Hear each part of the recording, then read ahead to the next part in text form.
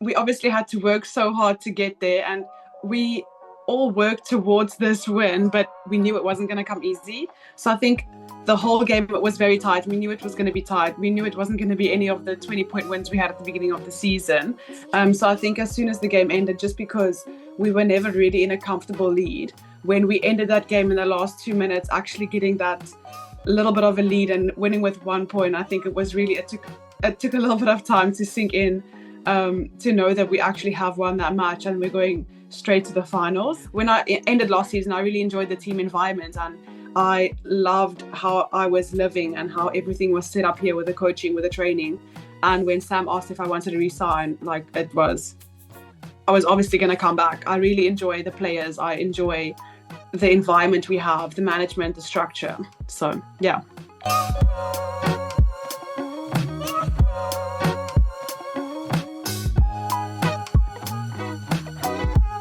Hello everybody and welcome back to the Sporting Scoop. My name is Georgia and today I'm joined by Nichole Breedt from the London Pulse and the Spar Proteas. How are you going today? I'm doing great. It's nice and early and warm in London, so I'm very happy. Going to say you guys had a bit of a heat wave last week, didn't you? How did everybody cope with that? Yeah, it's still going. I think it was yesterday, we were still hitting the 30s. Day before 33. It's quite funny because back home 30s isn't considered that hot, but now that we're here, we're all dying. And I think it's because everything here is to accommodate the cold, but there's not a lot to accommodate the hot. But we got outside and caught some sun rays. It's been great. Very nice. Yeah, London heat is very different to heat anywhere else. I reckon I grew up somewhere that can get 40, 42 degrees on a regular basis. And then I've been in London in the summer and it's just a totally different level. So totally get. Alrighty, so I reckon let's start off the bat. You mentioned you had netball on the weekend. It was the last minute win that you got over the Loughborough Lightning to send you guys straight through to the grand final. So how's everybody feeling in the camp knowing you've got a grand final match coming up in a couple of weeks? I think it's a little bit unreal just because we obviously had to work so hard to get there, and we all worked towards this win, but we knew it wasn't going to come easy. So I think the whole game was very tight. We knew it was going to be tight. We knew it wasn't going to be any of the 20-point wins we had at the beginning of the season. So I think as soon as the game ended, just because we were never really in a comfortable lead, when we ended that game in the last 2 minutes, actually getting that little bit of a lead and winning with 1 point, I think it took a little bit of time to sink in, to know that we actually have won that match and we're going straight to the finals. I know even myself in those last few minutes, I started thinking about how we're going to have to start prepping to play that next game against Manchester Thunder. But no, I think the squad is very excited. The team is very excited. We know we still have a lot of work ahead of us. We probably have to do double prep now going into this week, not knowing who we're going to get next week.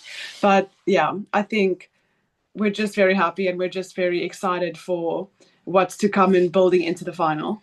And you talk about not quite knowing who you've got to come up against yet. That'll come after the match that's playing this weekend. So what does the next 2 week look like for you? Will you have a sort of a complete rest over the weekend? Will you still try and simulate some match play? Do you know what's on the cards for you there yet? Oh, I don't know how much I'm allowed to be saying into the world. I think we do have off this weekend, but obviously nothing rough. No one's gonna go out and party or be on their feet and do anything extreme. We have our normal training during the week. We're gonna keep everything exactly the same, from Monday to Friday, which is very nice. And then I think we have the weekend off as far as I do know. But yeah, I think the weekend will just be up to us to rest and recover and then get ready for next week's prep again. Yeah, but it's always tricky when you've got that week off. It can sort of throw the momentum a little bit because you're not used to having those weeks off during the season. But I certainly think giving the bodies a chance to rest, especially knowing how intense that game was that you had to play to get through to the final, will be really nice just to chill out a little bit. And yeah, obviously no one going out and doing anything too exciting to keep all the bodies all safe and protected. Yeah. So nothing can go wrong. No, I can definitely feel this weekend was a hard game, and none of them have ever been easy this league, I don't think. But yeah, I think the intensity leading up to the final, everyone is giving their all, and like I said, yeah, my body feels it a bit more than it did in any other game. So appreciating the rest. Yes. Now you talked a bit about how you had sort of a few good wins at the start of the season. I think was it 8 undefeated you went through to begin with, and then sort of a bit of a mid-season slump that I was chatting to Tyler about a couple of weeks ago. So how have you sort of felt the season progress being your second year with the Pulse? Ooh, I like that question. It was I really enjoyed it. I think at the beginning of the season it was quite nice because our team consists of a lot of international players. I do think it was good coming into the season because we did come off some international tours. Myself, Hallie, Fumi, Zara, Liz, Liv, all of them. Tyler coming over from Oz, and then even the three juniors we have in Soph, Das, and Gracie. They also have participated in some of the junior tournaments. So I think we did have a little bit of experience coming in, and we were just already in that game mode. We weren't in preseason mode. So I think coming into the season, we just had to kind of lock in, and we're already on that high of playing. And I think that kind of helped us a bit at the beginning of the season. And then I don't know if it like was a plateau or just a bit of comfort because we had won so many games. But I actually didn't mind the two losses. It would have obviously been lovely to go into the finals undefeated and to have never lost a game. But we might have just become a little bit complacent and not have evolved in the game. How going into the first round, we obviously had game plans and we had our strengths and we were working on our strengths. And then into the second half of the tournament, all the other teams were changing up and were working on how to beat us.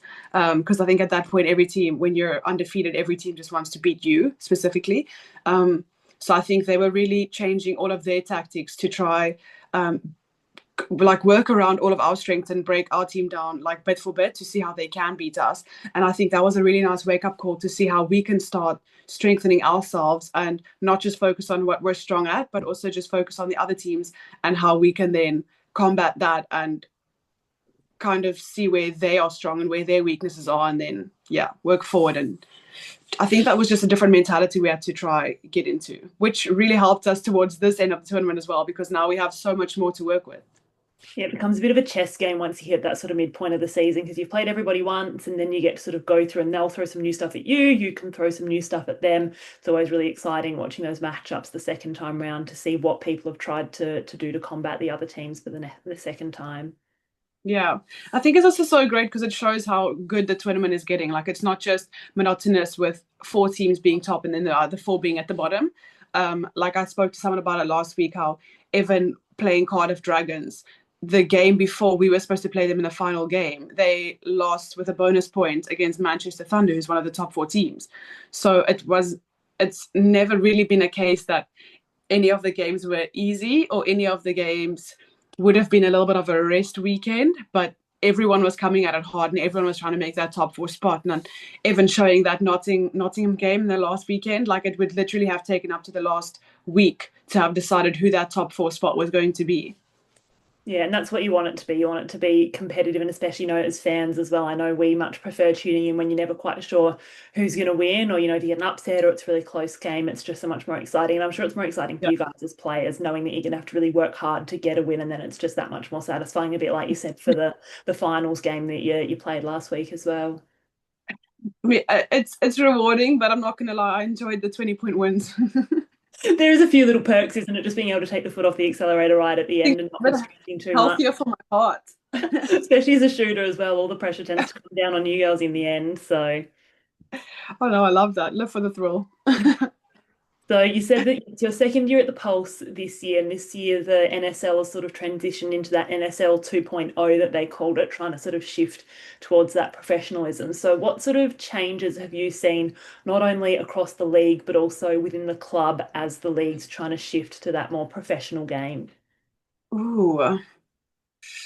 I think the fact that the teams have moved down from 12 players to 10 players has been one thing that I've noticed has made the shift a little bit more professional. I think because it's not so many people sitting on the bench anymore thinking, am I going to play? Am I not going to play? All 10 players are going to see court. There's no chance in heck that we are playing at this high intensity that 7 players are pulling it through every single game from beginning to end. Like every single person who is there is working hard, training hard, pushing you at training and pushing you during the match. And you know that when you come off court, someone's going to step on and they're going to be at the exact same level, if not bring something more because they have fresh legs. So I feel the fact that it's gone down from 10 to 12, that has really made a big improvement. And I can see there's a shift in the professionality from there. And then I don't know about other clubs compared to our clubs, but London Pulse is really great with like the pathway and shifting up with the netball. So our next gen train on the court next to us every single training sessions, and I can tell like within our pathway that they're also so strong and like they're literally knocking on doors to try play. And I think if any other club were to be that brave and pull any of our players in, if they, when there were injuries, our club would have been one of our stronger competitors. Like our next gen players are really so next level and they do everything. They do some of our gym sessions with us, we do our court sessions, they do the testing, everything. So I could tell that that was next level too with their tournament and their competition that they were playing. And then also obviously the super shot. I think at the beginning, that's probably what pulled us a bit further away from the other teams. Having the three, myself, Soph and Liv, who are so confident and so happy taking the super shot throughout the game. And obviously that rule only came in last minute. No one knew that was the rule when they were signing their players. So that was just, I think, I want to say a lucky sign on Sam's behalf, but I think knowing that we do connect well on court too, it really helped with the tournament at the beginning where other teams were still trying to figure out the 2-point shot. And like, if I look at Sophie, that's her normal shot range. Whether we're playing the first 10 minutes or the super shot time, she's comfortable. That's where she takes her shots from. So I think where other teams were learning how to play the super shot time for a long time, that was our shooter's comfort spot. So that is also the big change compared to last year where you've used to have the generic tall shooters play in the ball as close as possible and then take the shots, where now it's a bit more interesting. The gap could be a lot bigger and you could close that gap a lot faster. I know we had that with one of our playoff games against Lightning. I think we were about 17 points behind. And just in those last 5 minutes with Super Shot, we closed the gap to a 5 gap. So yeah, that's interesting. And it's very exciting, especially now that everyone is kind of on the same track and learning how to play around that point system. Yeah, and did you find, as you mentioned earlier, you had Tyler Orr come over from the Thunderbirds, so she'd not necessarily played SSN with the super shot rule, but had been in that training environment. Did you find having someone like her in the team was really useful to help with some of those tactics for it? Very. I think the initial stages of the tournament, we were all looking at Tyler and we were like, Ty, listen, like, what's your opinion on this? Like, what do you think about this? What would you guys do in this situation? Even now, towards the end of the tournament, we kind of looked at her. I know myself, she's my roommate, so it's really amazing. But we watch the SSN together and I'll be like, that's so interesting. Like, I didn't know that's how it's played. And she'll explain a lot of the things to us. And I think that's been also like, oh, my words are done and it's only 8:30 in the morning. That's been a great help in the team. Just knowing that she does have that experience and she kind of knows how to work around that, and leading into the finals, like we've asked her what would the Thunderbirds have done, like they've been in the situation where they've had this off weekend kind of. This is new to us, having this major minor semis finals, and to have her to ask her, okay, what have they done and what should we do, like what is a norm in this situation. So I think we have, like, she's, I would say, a big part of why we have gotten as far as we have and why we have a lot of the successes, because we do have her to lean on and we have her knowledge with how the SSN has worked, and she has guided a lot of what we do. And if I say a lot, it's probably been like a little bit, but it means a lot to me just because of my, like, what I want to know in the game. For sure. And, there's lots of Aussies that are over in the NSL now, but there's also lots of South Africans like yourself that are over there. You've been over there for your second year now. How was it that it came about that you sort of got your contract initially for the London Pulse before the 2024 season? Before the coach I had at the time, Marshall Maroon, she came to me and she was like, Nick, listen, love that you're playing in my team, but I think you should be playing abroad. And I was like, oh, that's cool. Sounds lovely. How? And she got me in contact with my agent. And I said to my agent, I was like, listen, I'm ready. I've been playing in that league for so long. How do I get over? I mean, I think any South African player wants to play abroad. And I spoke to my agent. My agent then contacted Sam and asked if she has openings. And I think at the time it was a little bit late. And then after the World Cup, London, or just before the World Cup, I think a month before World Cup started, London Pulse sent me like a message of interest, and then I had a meeting with them. I was on a call with them, and Sam seemed very happy, and she was like, "Listen, we'd love to have you next year." And I can't remember if I signed before or after the World Cup already, but I signed, and I was so happy going into that World Cup. I was like, "Yay, I'm going! I'm gonna be there next year." And then when the World Cup ended, Sam was like, "We can't wait to have you next year." Finished the year. It was a great year after the World Cup. I was on such a high, and then left there and came to London Pulse, and I was like, "This is for me." It was like the perfect time to kind of start new and to like build up and do something more than what I was doing back home. Just that little bit more professionality within training in the week, having structured gym sessions, court sessions, doing everything together as the team. So it came over 2024. Yeah, I really enjoyed everything. I enjoyed having that bit of like team trainings every single week, having the timing. It's still weird to me that it's not as professional here. And like I thought I was going to come in and be like, work from 8 to 5 kind of a job, 9 to 5 netball training. But obviously some of the girls have to work and study, and to accommodate them, we train later in the evening still, which is perfectly fine. I recover. I tell my husband when I'm doing nothing, that's just recovery. I recover most of the day. Recovery is so important. Yeah, everyone's always talking about those little 1%ers. Recovery is the key to performance. So I do it really well. So I've pinpointed my recovery times and take my training really seriously, which I really enjoy. And then when I do have off time, really enjoy the sightseeing and traveling a little bit. And I think that's one of the loveliest parts of being in London, is there is so much to see and everything is so easy to access from here. So I would like to say I play hard and then I work hard too. So yeah, I've done a lot of both. And when I ended last season, I really enjoyed the team environment, and I loved how I was living and how everything was set up here with the coaching, with the training. And when Sam asked if I wanted to resign, like I was obviously going to come back. I really enjoy the players. I enjoy the environment we have, the management, the structure. So yeah, came back again. excellent. Here we are, and look where it's got. Yeah, one game off a hopeful premiership in the next week or so. Unreal. Now, you started talking there a little bit about your South African career, I guess, with the Proteas. I want to, obviously, 2023 World Cup. I can imagine that's probably a career highlight for you. But let's take it back to your first appearance with the Proteas, which I believe was 2022. Is that correct? It could be. Yeah. Let's go with that. Was that Commonwealth here? Was that Yeah, one? Commonwealth Games, yeah. So what was because lots of us know about the sort of process with which the Diamonds in particular find out how they're either in the squad and then in a team. What's that process like in the South African environment? I think that year specifically, 2022 was the first year that South Africa Netball were handing out contracts to the players, so as a team. And at the beginning of the year, I was actually still studying when that was happening, because I was unsure whether I was going to be playing netball or whether I would have to go into like a different career path.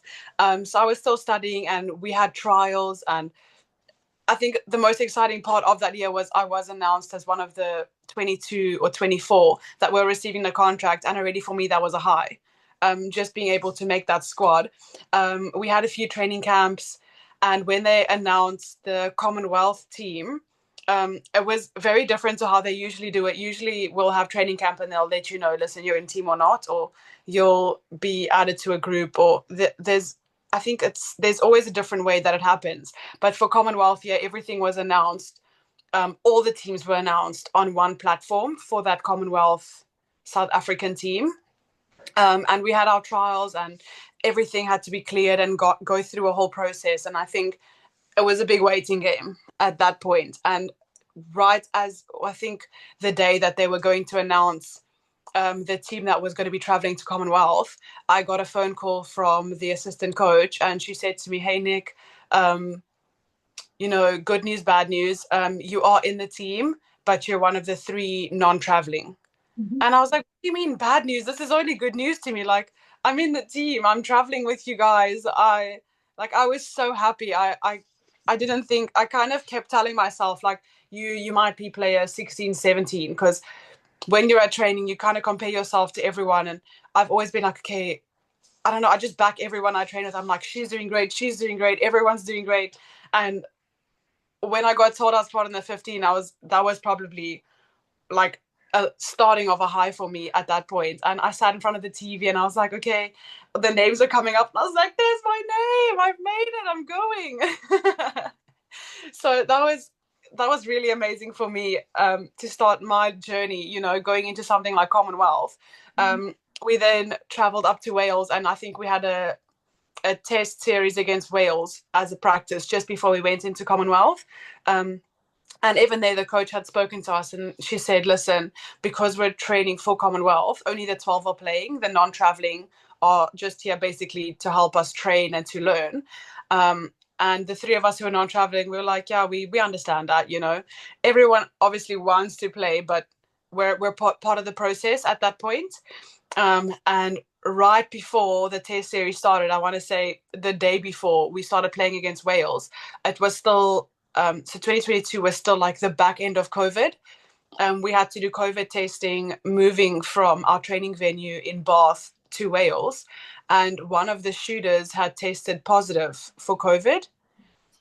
And we'd moved across, and my agent contacted me. She was like, listen, you might be playing, because I think at that point, I needed to take court to be able to come over to England. Because our rule works, you need to have a Protea cap to be able to play internationally. And then I was like, whoa, I came in here like being a backup player, and now I might even take court with the team. And I think I can't remember if it was the first or second game, but somewhere in that test series, I was sitting and I was just so excited to be on the bench and not in the reserve bench at the back, and I was cheering, and the coach looked at me. She was like, bib up. And I stood up and my whole team was like, yeah, you're going to go on court. And I put that bib on and I was like, okay, well, I don't know what to do now. And I probably did know what to do, but I was just so excited. Went on court and I played, and, having such strong goal shooters, it was easy for me to feed into them the whole time. And after I took my first shot, the whole bench just stood up and started cheering, and I came off court and they were like, Nichole, we were waiting for you to take that first shot. And I was like, oh. I was just there to shoot as well. That's the goal shooter's job, isn't it? I just pass it to them. I was like, I was tuned in. I wasn't focusing on myself. I was here to pass it to the shooter. And then the shooter that I was replacing then got cleared or did her time for COVID in her room and everything. And I was like, well, cool. I have my cap. I'm on cloud 9, Yes. I think that tournament I ever planned when the team was going to go off to Commonwealth, I was going to go travel a bit. So I'd packed a whole different suitcase. And then just before we left for Commonwealth, the coach said to us, there was a meeting and they were like, listen, one of the players weren't cleared medically. Nichole, you're coming to Commonwealth. Like 2 days before the time. And I was like, oh my goodness gracious. I'm on a high because I've just gotten my first cap. I did plan on traveling the world, but heck yes, I'm going to Commonwealth rather. Like, way better, way nicer opportunity. I remember messaging one of my family members I was going to go to. I'm like, sorry, bye, I'm going to Commonwealth. I'm not coming to visit you. And that was amazing. Being in that setup, like the whole Commonwealth village, being around all the other athletes, all the other netball teams. Like, I felt like a child. I remember telling my friend, Izette, I was like, I just feel like a fangirl. Like, I just want to go speak to all these netball players and tell them how much I love them. And she was like, Nichole, no, that's not cool. You can't do that. And I was like, okay, I won't do that. But it was so much fun, like being in that setup where it's just professionalism everywhere, like in the hotel, wherever you go in the village, like it's just professional athletes everywhere. So yeah, that was really cool. And then we just came back home and had our local tournament, Africa Cup, Spar Series. And then I think when we went off the first time, I think Norma came in after that and we started going over to Australia and playing there. And that was also just something so much bigger. And then, yeah, the World Cup was amazing. I think leading into the World Cup, I felt like I wasn't going to be one of the starting players. I always just felt like I was kind of there to push players who were above me and just help out at trainings and stuff. And I think it was nice when I did get to play. I was like, wow, like this is it. This is what I want to do. And every single game I played in the World Cup, like I didn't feel as if it was bigger than me, but it was something like, this is what I'm doing. And this is one of the coolest things ever. And since then, I've literally every single day, I tell my husband, I'm like, I'm so privileged to be able to do this. Like, this is my job. How cool. Like, once or twice, he's been like, you sure you don't want to get like retire and get not a chance in heck do I want to get a 9 to 5. Like, this is the coolest job I have.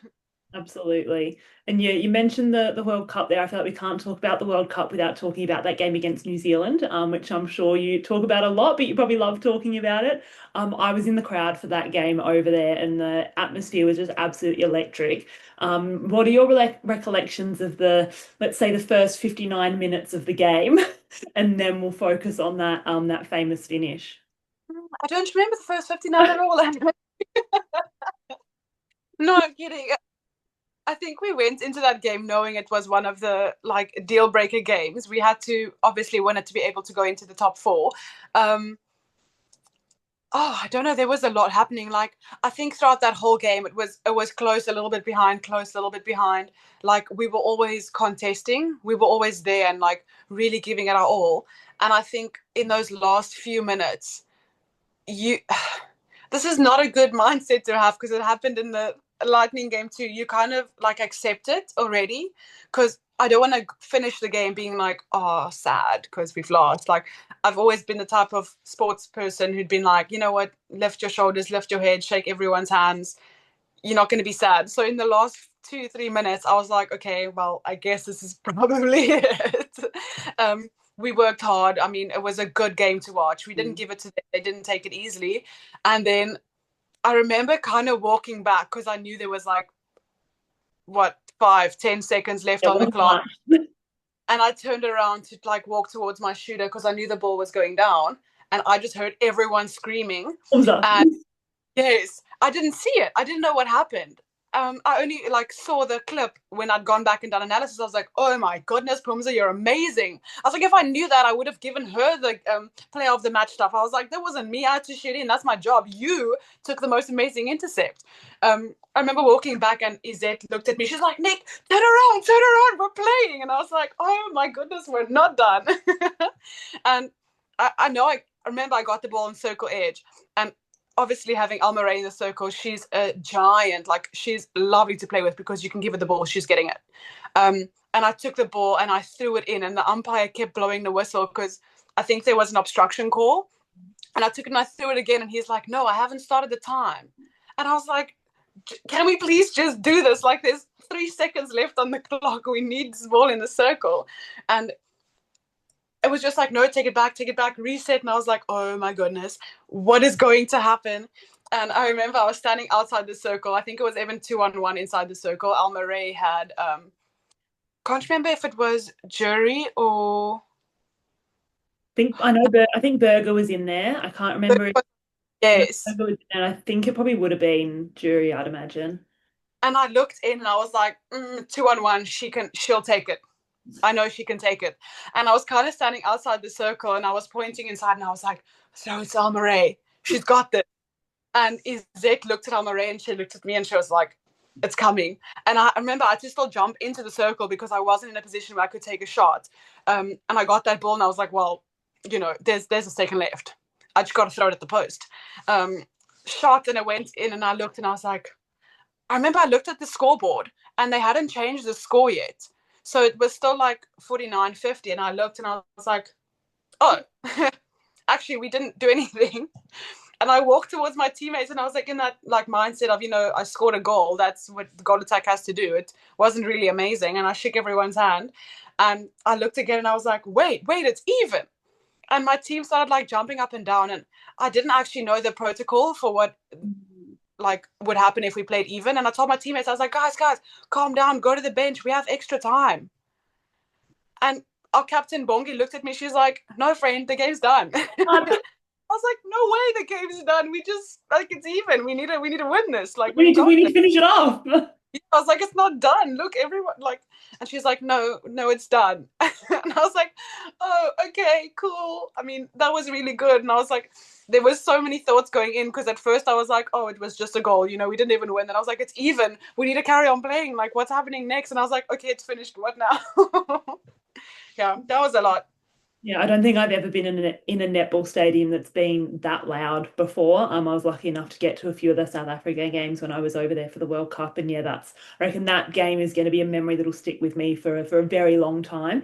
As yeah, just one of the best games of netball, and yeah, especially with the crowd that we had there, it was just phenomenal. Yeah, no, that's definitely a highlight and something that's going to stay in my brain forever. So very grateful for that moment. Well, hopefully all that prep under pressure is going to serve you well for the grand final this weekend. Hopefully it's not quite that close. Ideally, you don't want to be sinking shots on the buzzer to get the win. Hopefully it's a little bit more comfortable for you. But we're all looking forward to seeing you run around and yeah, hopefully come away with a medal around your neck by the end of it. I do hope so. Thank you so much. Still a lot of work we have to put in, but I'm happy to do it. Yes, well, enjoy your rest weekend and thanks so much for chatting to us. Thank you so much. Have a lovely day further. This episode was recorded on the lands of the Gubbi Gubbi people.